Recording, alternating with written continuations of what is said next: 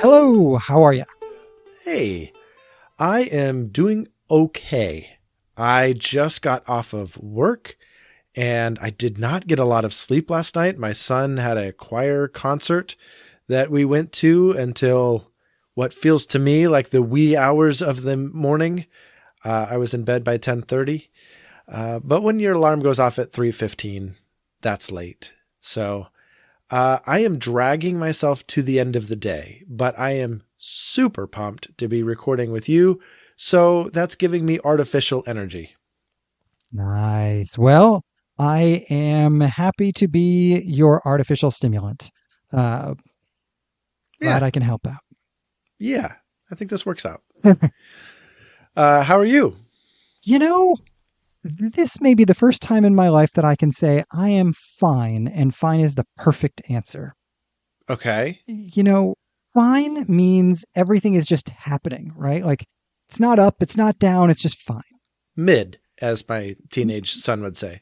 Yeah. And there have been lots of like upswings and downswings, and like my son graduated high school last weekend and all sorts of whatever. And now I've gotten into a week where we're like in a routine, and it's just we've hit a little bit of a normal, and that is beautiful, and I love it. And so I am delighted to say I'm fine. Okay. Things are just going along, which is exactly what I want. But what do you got on your mind today? Well, I wanted to touch base today on the respective, I wouldn't say nature walks, but time in nature that you and I each committed to this last week. I assume you fulfilled your end of the bargain. I did. Okay. Okay. This was good. So I really just want to process it. And regardless of whether or not we ever record a podcast about this, this is how we would talk about it. We would usually say, hey, how was it? Kind of before, beginning, and after. How was the prep? How was the experience? And what are you taking from it? But all of that brings to mind this great cinematic moment from a movie that I know you love. Ooh. Do you remember the moment in Hitch when Will Smith's character is trying to hit on Eva Mendez's character in the bar? And he's like, hi, honey, how was the meeting today? In order to get some other guy away from her. Oh, yeah, he's trying to help her out and get rid of some like sleazy guy. Yes. Yeah, exactly. And she looks at him and she goes, it was fine. There was a beginning, a middle, and an end. Goodbye to the other guy, to like the sleazy guy. Sleazy guy. And so I would like to hear about your beginning, your middle, and your end. That's what I want to do today. Oh, first of all, I have to say, yes, you're right. I love Hitch as a movie. It is one of the most important discipleship resources I ever refer to. But everything that's a different episode. Everything I learned about discipleship, I learned from Hitch. Oh, wow. But that's a clickbait title, and we need to grow in that area. We're not very clickbaity. So yeah, keep that one in the back pocket. I could do a full episode, dude. But anyway, yeah, I think you're exactly right. Let's talk before, during, and after, or beginning, middle, and end. So tell me, I guess, what was your starting point? Like, what was your prep? My prep. So this came about for me because I looked at my calendar. I had a meeting that got canceled. And when I went to take it off of my calendar, I realized it was the only meeting I had for this past Tuesday. And I went, ooh, are you kidding me? I have a completely blank day where I'm not obligated to be anywhere. And it actually kind of surprised me because I mean, that's just not how life runs for me. And so I was like, I need to capitalize on this. And there's so many ways to capitalize on it, right? I have house projects that I can do. I have finances to work on. I have dishes to wash. Like I just, I could fill the time. There's books I want to read. There's so much. But I was like, no, I need to get into the woods. I really need that. And through a conversation with you, you're like, yeah, I actually need that too. Let's both commit to it. And so I'm like, okay, fine. I'm committed to it. But then there's like a million things that vie for my attention and vie for becoming the highest priority for that day. Like there's a guy that I meet with regularly. I'm tracking his story. It's had all sorts of ups and downs. And he tells me the other day, we had a really big up. Things are like, this is a great high point in the story. I can't wait to share it with you. And I'm like, I can't wait either. Like, let's make this happen. He goes, how's Tuesday? How's Tuesday? I'm like, I really should be spending the day in the woods. That's what I committed to. And he's like, oh gosh, yeah, do that. And I'm like, but I want to hear your story. He's like, well, we'll do it the next Tuesday. So I got to wait like a whole other week to hear like this guy's really great news. But it was all sorts of things. It was like all the things I mentioned about priorities. Like one of our cars needs to get into the shop and like getting that done is super complicated. I was on the way to the woods and my son called and said, the dog just freaked out. I think his leg is messed up. He's limping. He's not well. I don't know what's going on. And I'm like, I don't know. He just needs to get to the vet, but I'm on the way to the woods like I committed to. And then my daughter's taken the car to the shop and she's calling me. Like I had just gotten to the woods and she's calling me. She's like, Mom's at work and can't answer her phone and I need money to like pay the vet and can you deposit it into my account? And like, I'm telling you, life was pulling me away from the woods at every turn, leading all the way up to this experience. But I did it. I was there and I'm glad I went, but that was my preparation. Oh man, I cannot tell you how much I resonate with this. I set aside this chunk of time and all I wanted to do, and I could like feel the pull of it in like the best way. Like I was craving this moment. And on both ends, different little things were working to whittle the time down. Mm. It was things like my son's car broke down and he needed to get to a thing getting ready for graduation, and then my daughter had a thing and my wife was not available and nobody could drive her, and so I had to be the person to drive her and pick her up and whatever. Like it got I'll be honest, mine got whittled down a little bit more than I wanted it to. And I Yeah. was really disappointed about that, but it was a fight. It was a fight to keep the stuff out. And I think for me, one of the big things was realizing the default for me was to say, oh, well, I have to do this other thing. I give up. I'm not doing it. Yes. Rather than to try to settle for an imperfect amount of time. Like, do you know what I mean? Like it was such a temptation to just scrap it. And when life got in the way, what I needed to do was say, it's okay. I can compromise my original plan and still be okay and have a little bit less time in the woods, get my responsibilities done, and know that it's not about this one time. I can use this as a reminder of a thing that matters to me and continually strive to make more opportunities to do this. My life doesn't rise or fall on the success of this one day. Yeah, you're exactly right. It doesn't rise or fall on the success of that day. However, that statement was nearly enough to derail my whole experience because I found it increasingly hard to justify why I was going to go spend a day in the woods. I couldn't give you a full answer other than this is definitely what I need. I know that I as a person need to spend time in nature, and I don't get enough of it.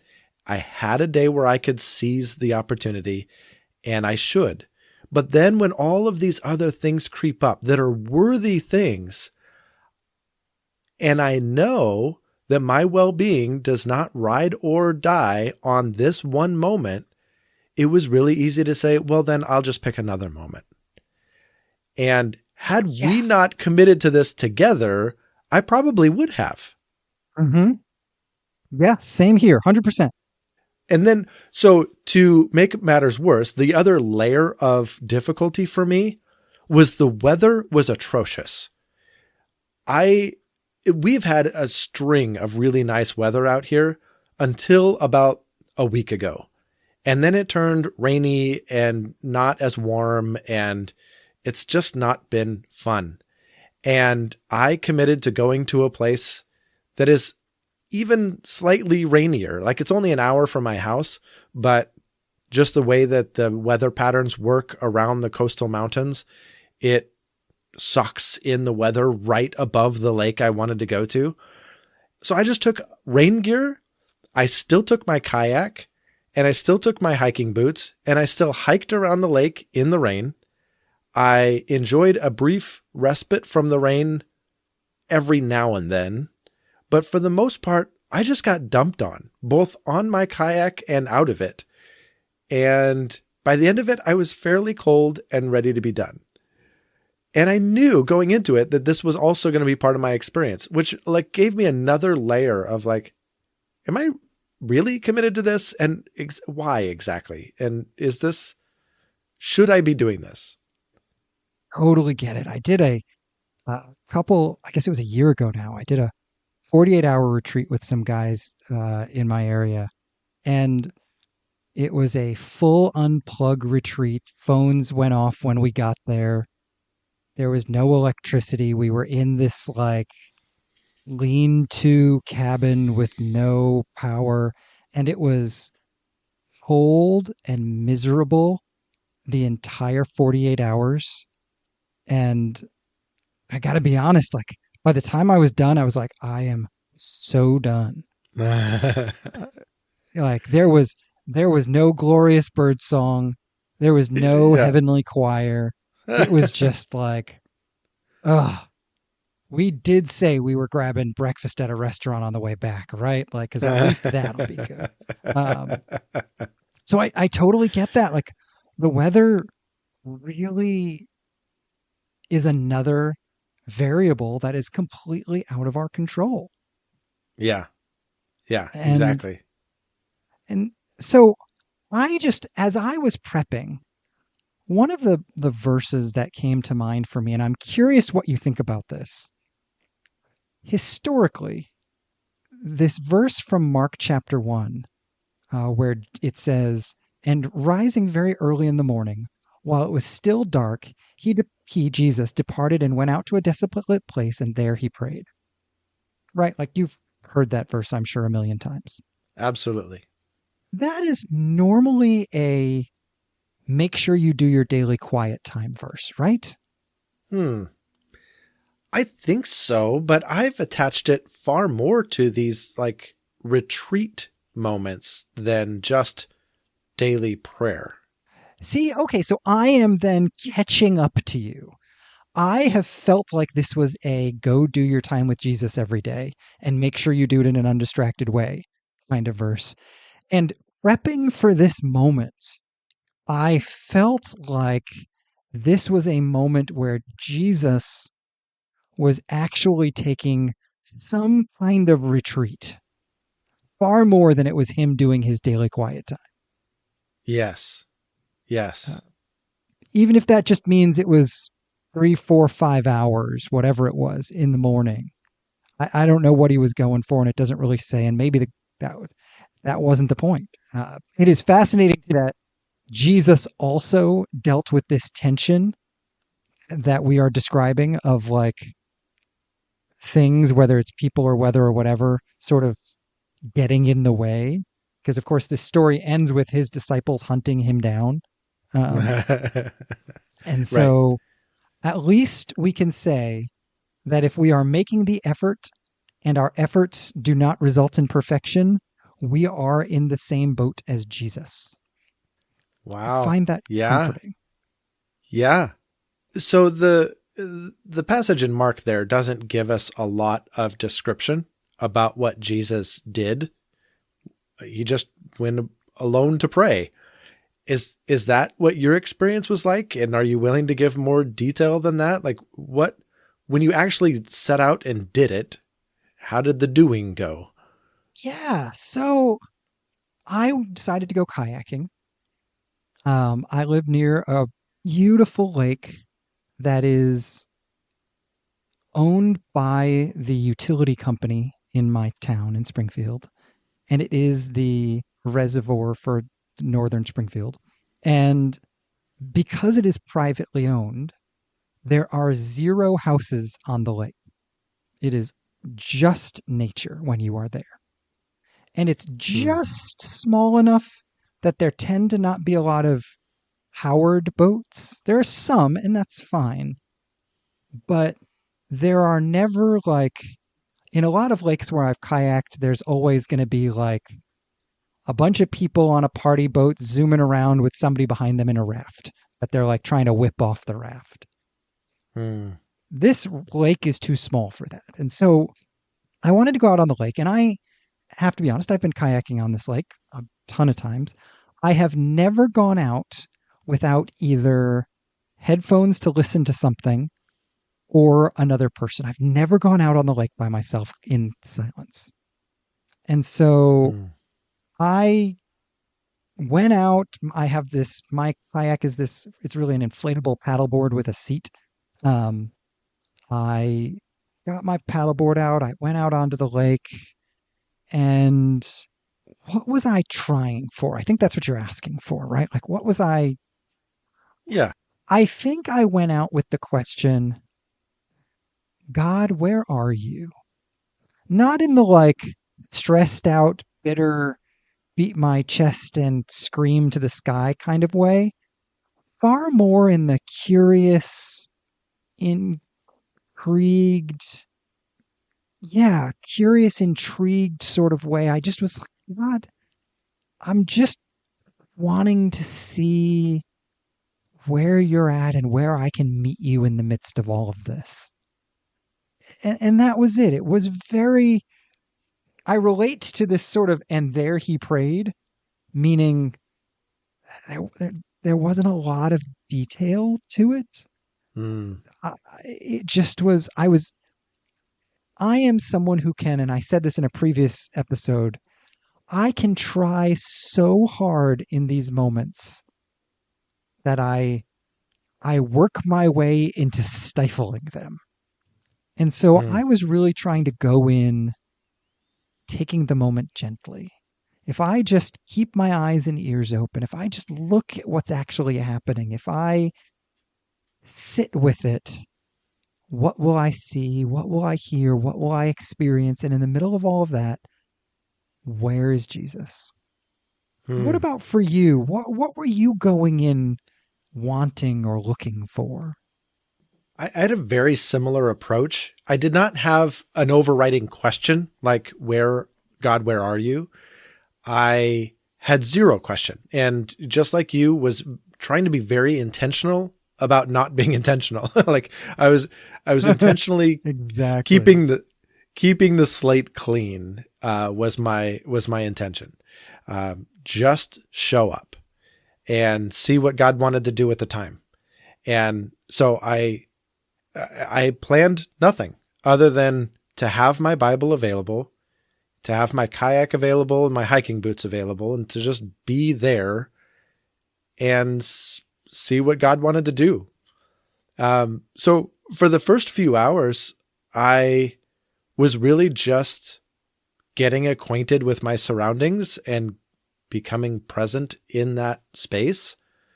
I was the only person at the lake for a number of hours. So I hiked all the way around the lake. Then the weather cleared and I got onto my kayak and I went out into the center of the lake and the sun was shining and it was drying me and it felt good. And so I just sat in the center of the lake and let the wind slowly move me toward a shore. And I didn't pray in the traditional sense of that. Like I wasn't saying words to God or trying to intentionally listen. I just was there.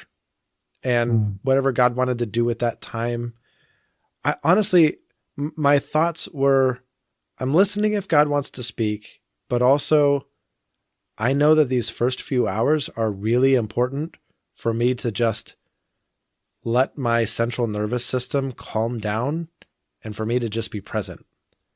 So I didn't put any pressure on the moment. Eventually, the rain kicked back in right about the time that I was like, well, I could probably eat lunch. So I actually went and ate lunch in my car while it poured down rain for a bit.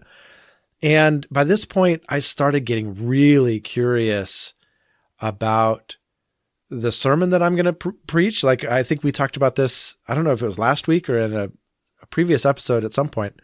I'm still working on that sermon, and I was kind of marinating on some of the thoughts around what is wisdom and how does this work? And so I went back and I reread my passage and I just kind of prayerfully thought about it. And then my brain was kind of in sermon crafting mode, but also in like oh yeah, and this, oh, and that. And it was just a really fun, meditative time. I didn't write anything down because I wasn't there to write my sermon, but it was a moment where the sermon could take root in me. And so I'm really excited about the writing process that comes next because I'm ready. And that was a lot of the rest of my day was kind of thinking about wisdom and how to acquire it and thinking about how to preach on that. And then I spent some time intentionally praying for some of the people in my life that I'm tracking their stories and I care what happens next. And I was telling God what I cared about and what I wanted for these people. So, and that was kind of it. That was my time. Mm. You know, one of the things I love about that is in allowing it to be what it was, you comfortably moved from one thing to another, one Mm. sort of activity to another. I think that is an invaluable part of how this works. I think being able to flow with it is just absolutely essential. Yeah, I could feel that in the moment. And actually, it kind of came to the end. I was done. I was done with the kayaking. I was done with the hiking. There wasn't anything more I wanted to do in that space. And I looked at the clock and I went, I still have like 2 hours left. I didn't intend to leave for another 2 hours. I don't want to pack up early, but I also feel done. And so I just started slowly packing up my kayak and getting it on the car and all of that, tying it down. And then I realized, oh, wait a minute, on my way up here, because this is a good ways up a foothill of a mountain, I went, oh, there was some really nice vistas along the road on my way up here that I'd actually like to stop at. So I just packed up and I headed back down the mountain till I got to a place where I could pull off the road safely and enjoy some of those vistas for a while. And I went, oh, yeah, I can just kind of continue to make this up as I go and not be in a hurry. It's okay Mm. to flex and do something I hadn't envisioned before I set out for the day. But it was not an easy transition to like realize that that was okay. Yeah, no. I often struggle with that exact same thing. Like that sense of flexibility is so challenging. So did your experience require any flexibility other than the fact that it was shortened on, on the back end? You know, I I went with sort of a set of things I was going to do that is very similar to yours. I was open to kayaking, I was open to hiking. There's tons of hiking trails around this lake. It was so kind of whatever. I was really open to sort of just sitting in the middle of the lake, like you mentioned. And I really ended up staying on my kayak the whole time. And that was fine. So essentially, I just never finished with the first thing. Um, and Yeah. and that's fairly unusual for me, but I was just really caught by how full, active, and alive the world is when we are unplugged and open to experiencing it. You know, Yeah. I sat there for a while and there was this flock of these little birds. I looked up what they were called and after I got off my kayak, but I forget. But they were just beautiful, and it was so fun to watch them play. Like they just were playing. I don't even know another word for it. They were diving and zipping around each other, and they weren't going anywhere, and they weren't trying to accomplish anything that I could tell. And it was fascinating to watch that, and it was fascinating to pause and be still long enough. It was so quite distinct from your experience. The weather the day that I went out was literally perfect. I Mm. mean, blue sky, white clouds, the whole thing. And one of the things that I just love to do that shifts my perspective on the universe very gently is to be still enough to watch the clouds actually move. If you stay still, you get to see the fact that the clouds are moving. And normally they just appear to us as if they were stillish because we're moving so much. Yeah. And that is both what I need to do internally and what I need to do externally. A big piece of this for me is slowing down. And this is a thing that I've had to really practice and work at for a long time is slowing down the internal monologue. Nothing gets in my way more than just my own internal monologue. And so I really need to take the time to let that, not let that will never stop if I try, but, or if I just let it. But if I proactively keep bringing my attention back to the present moment, what do I see? What do I hear? What am I smelling? It's amazing to me the sounds. There is something breathtaking about the sound of water. Mm. And when I'm on the water, there are two things I'm always reminded of that people have worshipped, that when I experience them, I'm very quick to understand why they worshipped them. And water is one of them. I get why worshiping the Mediterranean made sense in the days of the Philistines. I get it. There is something profound there. At night, I get why people worshiped the moon and the stars. Okay. I'm not saying I don't encourage it, but I get it. Yeah. I I think for me just it was a lot of really bringing my attention back to the present and saying and not trying to overthink it. Just I'm here, God, I know you're here, and all of this other stuff is here. And there is no other moment I can encounter you except the one I'm in. So let's just all try to be in this moment together. Yeah. Okay. So I was totally there, like just trying to encounter God in the moment, but I wanted a little bit more idyllic than I got. You want kind of these like mountaintop experiences with God. You went away in the woods and you just really felt connected with God or whatever. It's not that I felt disconnected with God. And I did have beautiful moments. There were times when the rain would clear and the mist would like ascend from the water and it looked so cool. Or there were times where the sun breaks through the clouds, like reflected really cool off the water. And, you could hear fish jumping around and bird calls in the trees and whatnot.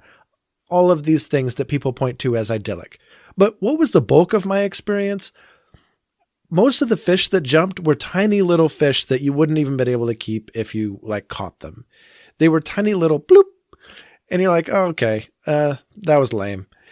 Or what's the bird that kept soaring over my head? A crow. Just a freaking crow. That's what I got to look at. Most of the time I wasn't in the sunshine. I was in the rain, and it was like pouring down rain. And so I'm getting soaked. I mean, it was kind of cool to look around the lake and see, like, be kind of in the lake while it's raining and see all the water drops popping off all around you. It was kind of cool, but also like you're over it pretty quick. And I kept hoping that if I was still enough, like a deer would come to drink. The only time I saw a deer was at the very end of my trip, and I'm going and enjoying the vistas, and I decide to walk out on the grass toward the edge of one vista, and I spooked a deer and it ran away from me. I had no idea it was there until it started running away. That was it. I got like 2 seconds of a glimpse of a deer. I'm going, not that any of this like ruined the experience, but also I hope it ruins the illusion of some experience of grandeur. It's funny. I resonate with you because I have had similar experiences, but man, I don't know that I would call it a mountaintop experience, but a beautiful experience that I had. Like I said, blue sky, white clouds. There was one moment I was 10 feet from a heron that like decided that was the moment to spread its wings and like fly right over my head after I'd like watched it for 2 minutes. I mean, You're rubbing in the fact that all I got was a crow. the heron is pretty cool. It lives there though, so I don't know that this makes it better, but if you go kayaking on this lake, you're gonna probably see the heron. So I don't know. But anyway, Yeah. but I've also had, I know I'm killing it over here, um but I have also had those moments. Like I said, I mean that weekend where it was cold and muddy, and did I mention it was cold? Um Yeah. It kind of came up. yeah, but I don't know. So I guess what do you do with that? Like now that it's over, what do you do with kind of I don't know, is disappointing the right word, or disillusioning experience? I think I was actually fairly successful in not creating expectations around this time. And I knew in advance what the weather was going to be like and what my experience was probably going to be like as a result. So I just embraced it for what it was. I wouldn't say, therefore, I just loved every second of it, but neither was my day ruined. It was a little bit on the positive side of neutral. And what do you do with that? I'm just grateful that I had the day. I'm grateful that I got to spend that time alone. I'm grateful that I got some time to reflect with God. I'm grateful that I got to have some undivided time to pray for some of the people and situations that I care about.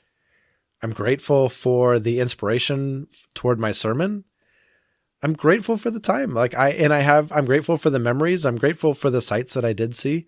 Like, it's totally, totally fine because I didn't need any one thing out of this trip. I didn't have any weighted expectations on this.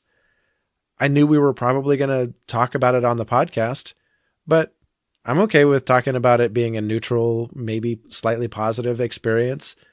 Just because that's reality. That's life. That's like, I don't want to paint a picture of walking with God in these grandiose terms that make it sound like it's just going to be, well, your experience every time. Yeah, man, I can't say that I have had that experience every time. And I think it's funny that you had that kind of experience because a lot of my experience, I really had it in the last major effort I made at this was the cold one that didn't go well that I keep bringing up. And I think that really set me up to be mindful of the fact that one of the images that has come to mind a lot lately is the image in John 3 of the Holy Spirit as wind, where Jesus says, "You can't see the wind, but you can see what it's doing." And I think we can't always see the ways in which the Spirit is shaping us in the midst of these moments. And so our job is really just to present ourselves to the moment, open to whatever the Spirit wants to do, and say, okay, I'm here. It's here.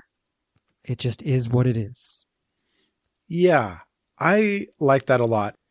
I think our society tends to emphasize the big takeaway, right? And we were Mm-hmm. kind of already going here with our podcast. Like, what was the before, the big, in the middle, and the after? What did you take away from this? And I think we always want to know, well, what did you take away from it? And if you say nothing, well, then you wasted your time. You must have an outcome that you can point to. And I like what you're saying about how we never know how these moments will be used by God to shape us, right? Full stop. Like whether in the moment or in a continual way, or maybe this just builds a habit that says, yep, it's worth it, period. I don't know. I don't know how to quantify what the takeaway is, if there is one, and whether or not that's an okay thing. I'm grateful for the time. And I think that's just where I have to leave it and just trust that that's enough. I'm just grateful that I got to get away. I think that makes a ton of sense. And I think that's exactly where I would land as well is I'm grateful for the time. And I look forward to more of it, whatever it might be. Yeah. Well, I'm going to do something a little different here. I want to invite you to turn to the audience. And I would love to just ask you, what would be your encouragement to anyone listening about taking a personal retreat, even if for just a few hours? Yeah. You know, no one regrets making space in their life. But I think we often regret not making space in our lives. Mm, that's so good. Yes. Like I think that's my invitation is make some space. And the job that I'm in right now, we come back to this kind of Eastern phrase, beginner's mind, which is a way of saying we're going to walk into the conversation knowing that we're not experts. And so we have the expectation of ourselves and the situation that we are going to be beginners in it.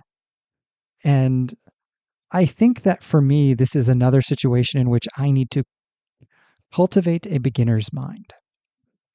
And I go in with a beginner's expectation that some things will be foreign and weird, and I'm going to be kind of thrashing about to try to experience this, but it'll be fine. And it's good. And it's that's great. It's all good. What Yeah. about you? Yeah. What are what are your thoughts I in that regard? I love your advice that nobody ever regrets creating space, but we often regret not making space. And when I think about it like that, I often use the phrase white space, right? Just something Mm, blank in my calendar that is just white. There's nothing there. If I think about this as creating white space, well then I don't have a deliverable that I have to bring back from white space. It's white space. It's empty. It's creating time. It's creating a buffer around all my other to-dos and my other pressures and my other needs and all of that to just say, I'm not doing that right now. I'm creating space where nothing exists except mm, me and space. And honestly, and me and space and God, right? mhm. But I love the idea of just creating space. That is worth it in and of itself. 100%. Yep. I'm just going to go with yup to what you just said. Well, because you already said it and I just reset it. So to say it I again guess that's true. would be you said it better, though. redundant. I know. Okay. Well, this has been super fun. It was nice to reflect on the time. But yeah, I want to have another conversation again next week. How about that? Oh, absolutely. I can't wait. Okay, let's do it. I'll talk to you then. All right. I'll talk to you then. Bye. Bye.